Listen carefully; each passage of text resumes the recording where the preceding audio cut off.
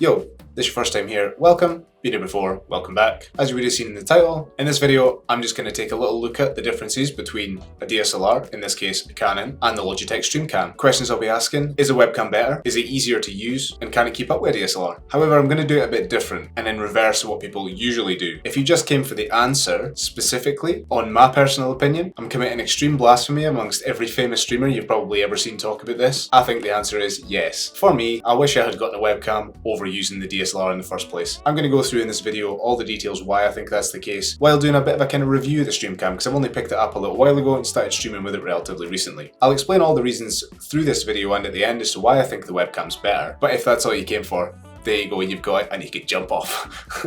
Anyway, what I'll do is I'll run through the details of it, what comes in the box, what I think of it, what I think of the app, all that kind of stuff. And then at the end, I'll do a side-by-side video comparison so you can see the difference and tell for yourself whether you think it's decent or not. We're at 480-ish subscribers now, which is amazing, so thanks a lot. If you are here and you do enjoy the content, don't forget to click that sub button. Watch a video first and decide whether you like me, so I'm not just begging you for a sub. Press the like, tell me what you think in the comments, and I won't waste any more time. Let's get to it.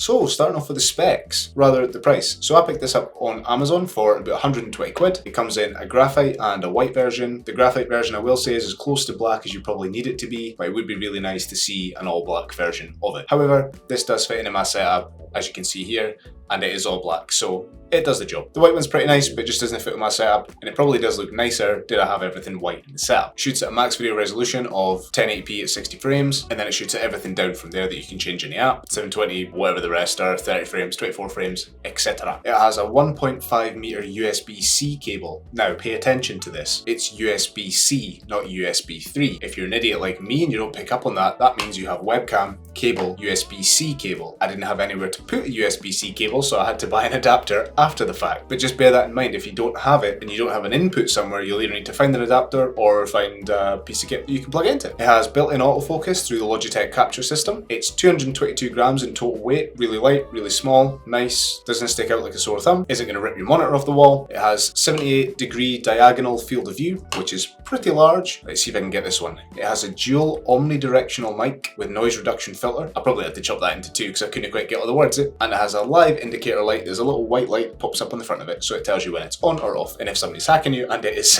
turned on when you don't want it to be. The specs for the price, decent. No 4K, but I don't think you need 4K for streaming personally. This is me. This whole video is going to be full of opinions that not many people like, but there you go. So in the box, you get the camera. It's weirdly tied up in some sort of strange contraption with a cable. Confusing to me, I never really understood it when I got it, but fine, I understand Logitech, sort that out. It comes with a monitor mount, which is really, really grippy. However, the tiny little lip across the front of it doesn't really feel like it's going to secure it onto my monitor. I know it is because it's mega grippy and it's never fell and I've shuggled stuff about and stuff, but it just could go like an extra millimeter. Everybody needs an extra millimeter. But yeah, just a tiny little bit extra to give it that it's got that little bit more kind of grip onto it. But it's very, very grippy and you can attach it to pretty much anything you want. Comes with a tripod mount, it's pretty decent as well. If you do want to mount it on a tripod for whatever reason, tiny tripod, big tripod, you can put it on wherever you want. Comes with all the documentation in the box, obviously, and also the one that I got came with a 2-year warranty for hardware. Don't know what it covers, but 2-year warranty is always decent. And it also came with a 3-month premium XSplit license, which, I mean, I'm never going to use. I use OBS. If you do use XSplit and that's your thing, then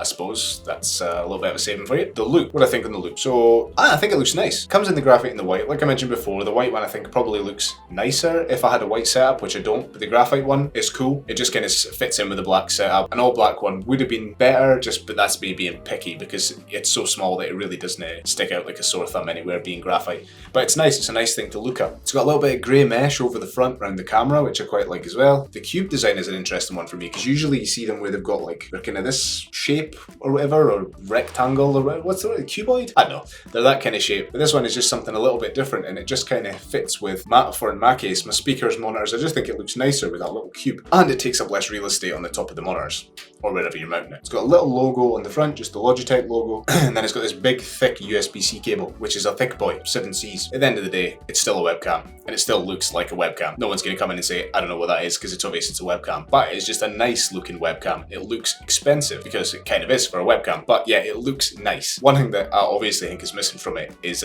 you will be on the edge of your seat to hear that it's missing RGB. Where's the webcams with RGB? I can put RGB in everything else. Logitech, sort it out. Give me RGB in my webcam. Thanks. Logitech Capture is the app that it uses, which is good, clean, simple. It's alright, it doesn't do anything magical. Can't really see a need for it for streaming, but if you're doing recording stuff like this, then, by the way, this is on my camera, but I'm going to do the comparison in a minute. And if you're using it for something like that, it's pretty decent. It does the job. It lets you adjust all the settings. You can put borders around, you can do fancy stuff. If you're interested in a tutorial on that, then give me a shout in the comments and I'll run through the settings for it if you want me to do that. But I just use filters and stuff in OBS after the fact to change it up. But this, I want to give you raw versus raw. So I'd also be up for doing a video on how to improve the look of the webcam in your stream. If that's of interest, shout up in the comments, let me know. But anyway, so the thing you've all been waiting for, let's run through the video comparison. So we have my Canon 80D here, which I'll have labeled, and then the Logitech Streamcam. So just now, this is just as is out of the box with all auto settings. In this room, it is pretty light. I have got two big softbox lights and I've got the nano leaf panels on white above me. So it's a relatively kind of bright room. And it does give a little bit of a washed out look, and when you're comparing it to the DSLR, it's obviously going to be different. But the one thing I want you to keep in mind is that typically when you're streaming, unless you're doing your kind of sit and chat things where it's just you, your box is going to be so small that when you squeeze it down, you can apply a couple of filters in OBS and you couldn't tell the difference. That's my personal opinion. I genuinely believe that I could make you think I was using this DSLR if I had it there. I only say that because I have used both. So it gets the white balance relatively good, a little bit washed out. The autofocus is very bang on, it will follow me around if I move. It's supposed to be 60 frames and you can see a little bit of drag there, but not too much when you move around. So it's nice, but this is at 1080-60. But you can see what you think. I'm not going to mess around with the settings too much, but this is the comparison between the two. So I probably wouldn't film a YouTube video on it, really. But as far as streaming goes, I think it's fantastic. It does everything that you need it to do. And like I say, when you add a couple of filters on OBS on top of it, then they genuinely look the same, especially if you're going to have it as a little thing in the side. Take a last look. Now I'm going to try and switch across to the microphone. Not using it, I'm using the Rode NT USB here on both cameras, but I will switch across to it and we can see what we think. So this is me chatting on the Logitech Streamcam mic. Don't even know what it's like.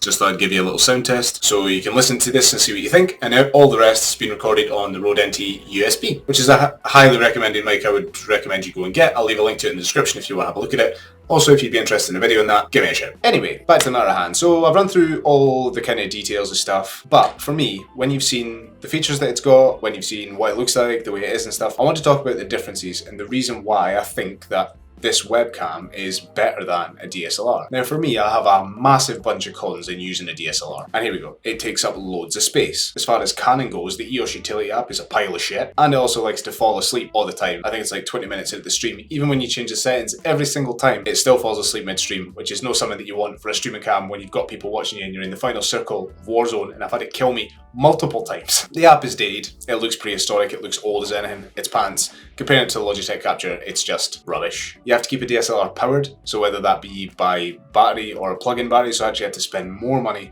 to get a battery that I could plug in. Now I have to run a cable all the way across that isn't just a USB cable, it actually has to be a normal cable that goes into the power in the wall. No, for me, it's got a big power brick in the middle of it. Pants, can't be bothered. And in OBS, for Canon, it doesn't specifically recognize it as a camera. It recognizes it as like a screen capture, so you have to go in and capture the screen while you've got it running on another app. So therefore, you're actually using up more real estate in your computer power to be able to have another program running and screen capture from it, and it's just a nightmare. Therefore, the webcam beats it in all of those areas. Now, sure, the pros of the DSLR. Hello?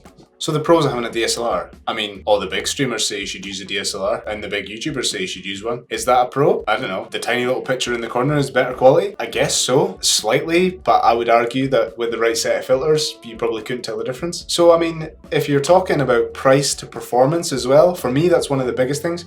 You can spend 900 quid on a camera or a grand, 2 grand, 3 grand, whatever you want to spend. You spend 120 beans on this and get exactly the same thing. It depends what your goals are, obviously. If you want to make YouTube videos, fine. But if it is specifically for streaming, streaming, and even when you record your stream, the camera doesn't have to be any different, so you'll still be using the little camera there. I would say go with this every single time. For me, personally, that is my opinion. You've seen why, you've seen the reasons that I've given it, the specs, a kind of bit of a review of it. You can make your own decision. However, let me know in the comments what you do think, and if you think I'm completely wrong and mad, or if you're kind of on board with it. I'll leave a link to it in the description if you do want to go look at it, maybe buy it or that. But yeah, if there's anything you'd want a video on that I've touched on in this video, then give me a shout in the comments. But apart from that, please click that subscribe button, helps me a lot. Press like, let me know what you think. Thanks so much for watching, and I'll see you in the next video.